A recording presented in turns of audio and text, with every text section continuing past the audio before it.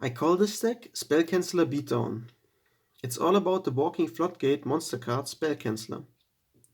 It has 1800 attack, requires 1 tribute to be summoned, and prevents all spell cards from being activated, and also negates all face-up spell cards. It is the little brother of Jinzo, only for spells.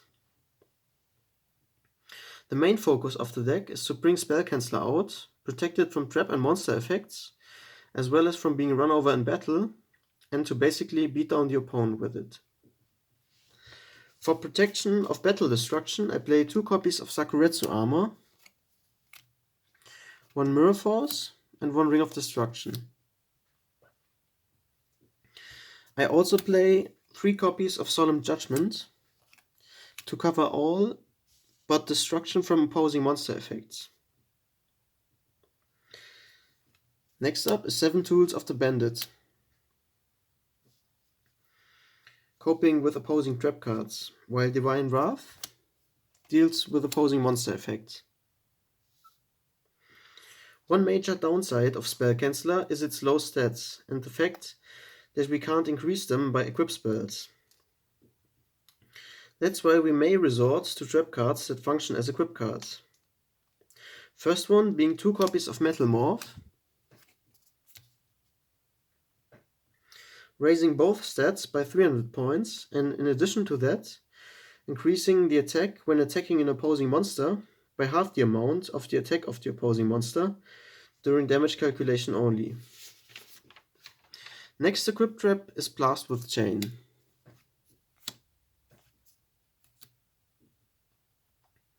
When equipped to a monster, that monster gains 500 attack. Furthermore, if Blast with Chain is destroyed by a card effect, we get to destroy 1 card on the field. The first effect is there for Spell Canceller. The second effect can be used when equipping it to Gearfried the Iron Knight,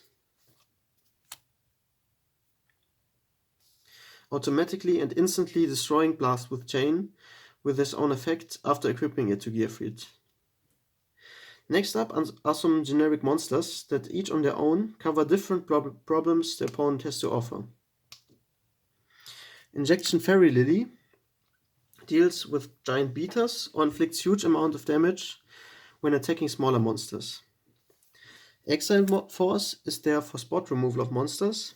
Breaker the Magical Warrior is there for spell and trap removal. Tribe-Infecting Virus is there for mass removal of monsters.